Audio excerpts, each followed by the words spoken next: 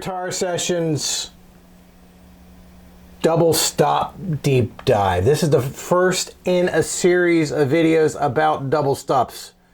Double stops are the middle ground between your chords and your single note melody riffs. What are double stops? It's two note harmony. Okay. Now what's cool about double stops is every cool guitar style uses them. And it's like, this is kind of like, I'm going to use this series as a vehicle to explore all these different possibilities in different styles. Every episode is going to be a different style of music, and we deep dive on how we can make use and visualize and practice and apply double stops to our playing and make it a solid tool in our toolbox. First style of music we're going to get into, we're going to say rock and metal. Okay, rock and metal, I say that because a lot of times people, when they start playing guitar, it is because of a rock thing. This could be pop too, because when pop uses double stops, they share a lot of the same things as rock guys do. So the two main double stops that are really, really common in rock, metal, punk, whatever you call it, pop, is the power chord, which is the perfect fifth interval, the inverted power chord, which is the perfect fourth interval, the octave, and then we can also apply thirds, and that's what we're going to talk about today. Diatonic thirds we can do, and then I'm also going to talk about half step substitution. All right, that's the plan for today. All right, first thing you need to know about rock and metal, it's like you learn this, you can start your bands, is the power chord. We've learned power chords before. It is a double stop. So what a double stop is a two-note voicing, a two-note kind of harmony, and what a power chord is a shortened version of a larger chord. So if I have a E minor chord, the power chord version of that is a that is your double stop. So what I would do, the first thing I would practice if I were you, is major and minor progressions using power chords. Okay, so let's take the E minor and E major. So in E minor, we have E. I'm going to go descending, D with my power chords. Notice when I play my power chord, also, I'm using my index finger and my pinky. Some people use this. I say it depends on the size of your hand. There is no absolute right answer in this. And also, it depends on the kind of sound you want to create. If you want to create taking care of business, if that's your vibe, then the 1-3 power fingering is your thing. If you want,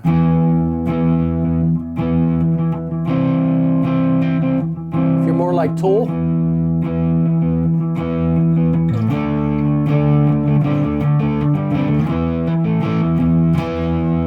that is going to be this is going to be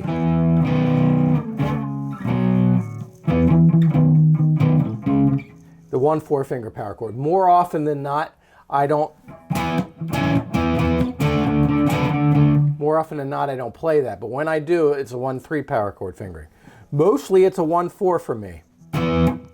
So it's E power chord, E5, D5, and this is descending, C5, B5, A5, G5.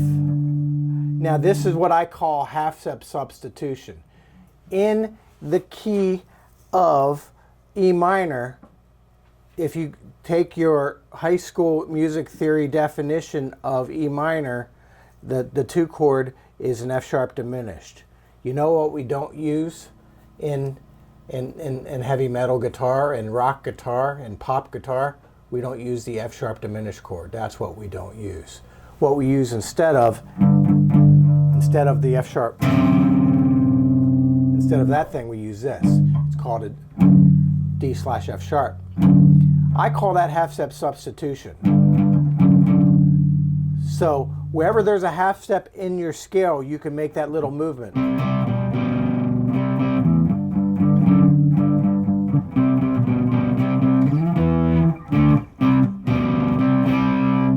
Okay, for the 7th chord, it's vital. Now, what sometimes people do instead of this, they never do this, but what sometimes they do instead of that is they just put a power chord in there, even though that C sharp note is not in the key of E minor. It happens real quick and we don't know.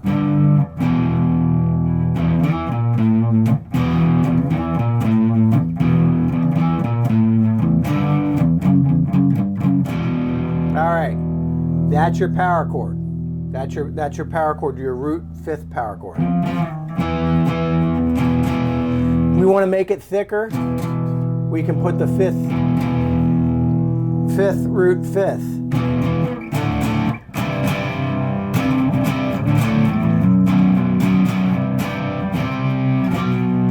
Anyway, next is the inverted power chord. Now, when we invert a chord, we change the order of the notes. So if I have, say, a G power chord, to invert this, I'm going to put what is on the bottom, I'm going to put it on top. So that is going to be this.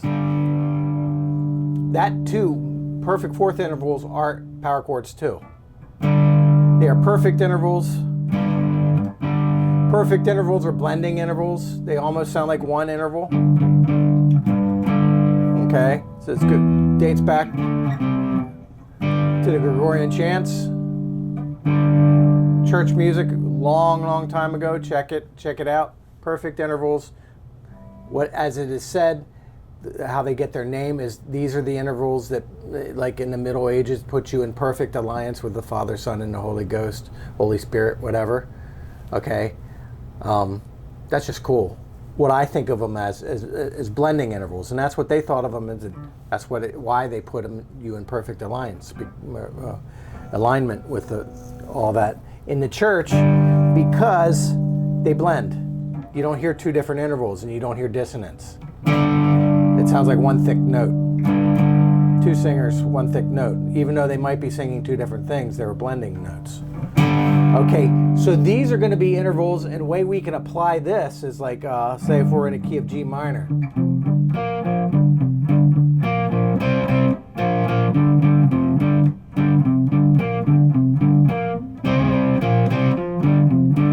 All those are power chords. Those are easy to skirt around. They're easier than the root 5th power chord.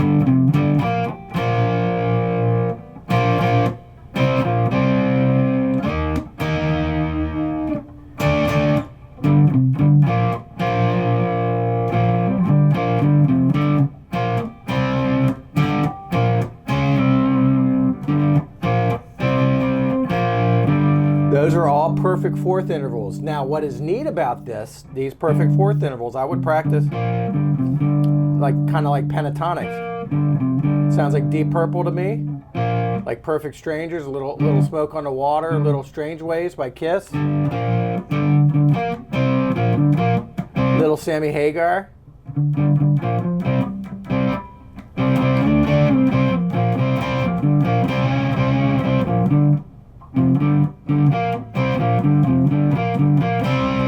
You can come up.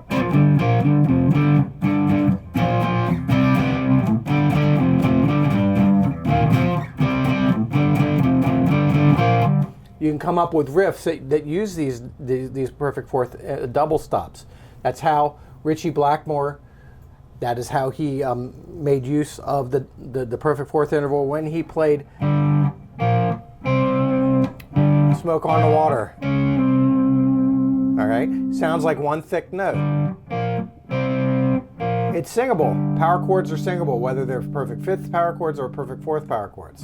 Because perfect 4th power chords are just inverted 5th, so they're the same they're same two notes. So, all right, 4ths. Now you can do these in any key. That is what's cool about these. And you can. When I say that.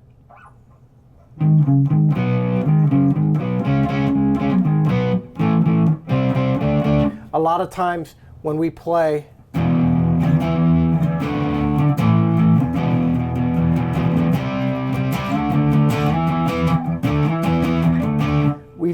love the key of E stuff, because a lot of times what we do with power chords is we do what is called pedaling. And what pedaling is that steady rhythm.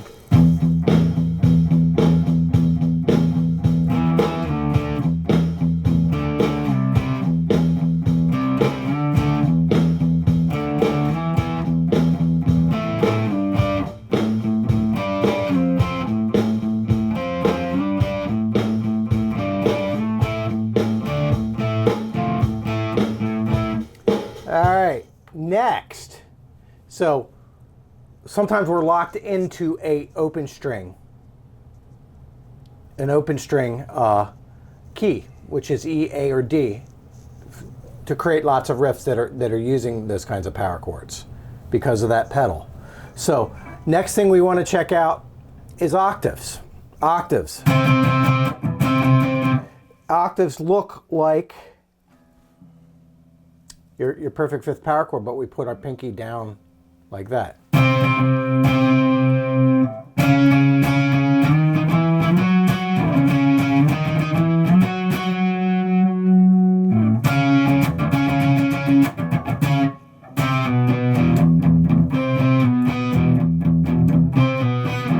I hope you can hear the possibilities in all this, okay?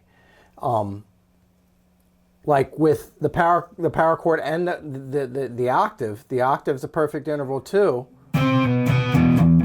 All these can be little tools that we use when we're creating our rock, metal, punk, whatever style, pop, riffs. These are all little ingredients.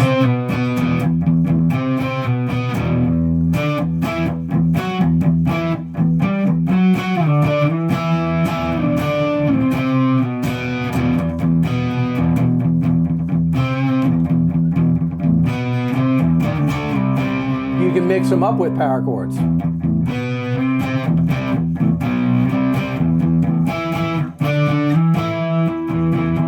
You can have one guy playing.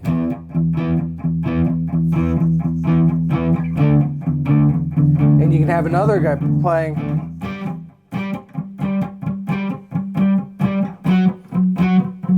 And that's a popular punk rock way of arranging guitars. So one guy's playing power chord and power chord progressions, and the other guy is playing an octave harmony part. That is something you can try with double stops as well. So octaves are another important part. Now these can be used, octaves can be used in rhythm guitar parts. They can also be used in lead guitar parts. So it's like.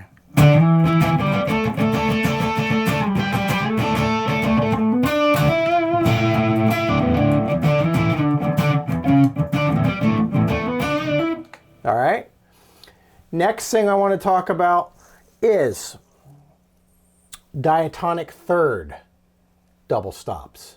When I say diatonic thirds, we're going to go back to our E minor.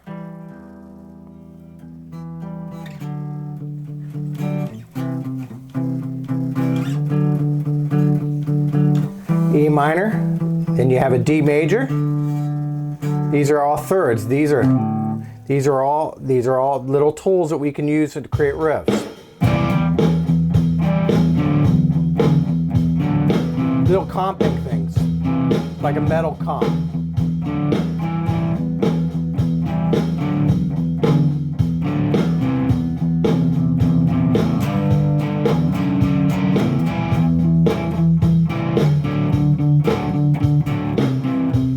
All that is, instead of harmonizing with power chords, which are fifths, we're harmonizing with the in-key third. So if we're in the key of E minor, the third away from E is not G sharp, that's E major. Okay? And then the flat 7 chord is D, so that's going to be a major, and then your C major.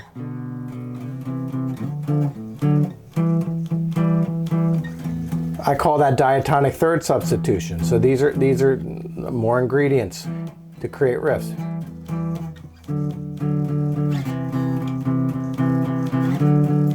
And something to entertain now. Also practice these in all open strings. Oops.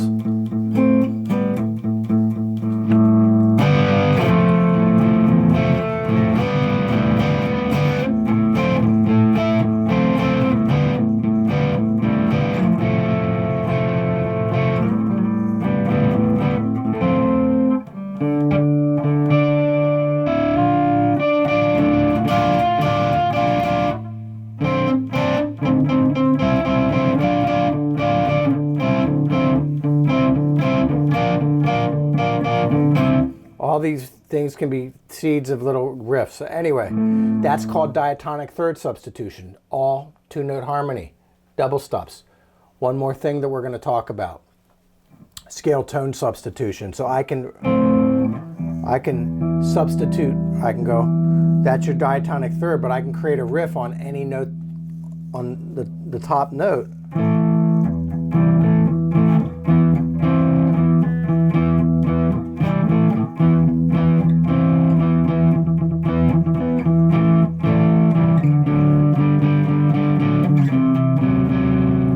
That's an F sharp, because F sharp is in the key of E minor.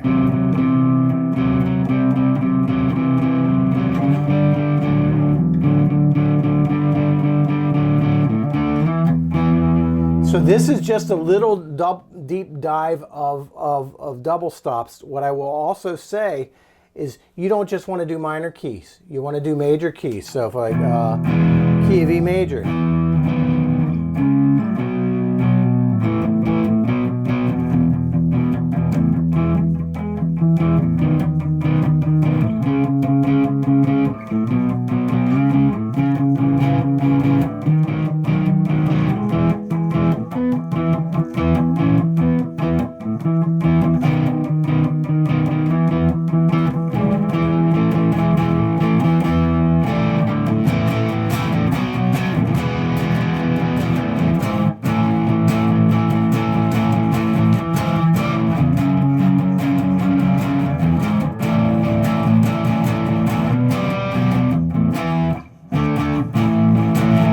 You want to do dominant keys too, like either Mixolydian, which is that flat, putting that flat 7, which if you've paid attention to any of the Boomer Guitar sessions instruction on what the modes are, Mixolydian, or bluesy stuff. These are all double stops, 5th, 6th, flat 7. They're two-note harmony, so it's a double stop. All right, so this is Rod, Boomer Guitar Sessions. I hope that in this rock, metal, punk, pop lesson, I've exposed you to some of the possibilities of what two-note harmony can do to your playing, both as a lead guitar player and then as a rhythm guitar player. More importantly, I think in this lesson anyway, is as a rhythm guitar player, because we're always wanting new ways in order to come up with the instrument so we can come up with riffs. If that's what if we like rock, rock is based off the riff. If you don't got a riff, you don't got a song. So this is Rod, Boomer Guitar Sessions. Hope you got a lot out of this. If you have any questions, put them in the comments, and I hope you like, subscribe, and share with 50 of your closest friends. I believe in you. You can do this, and I'll see you next time.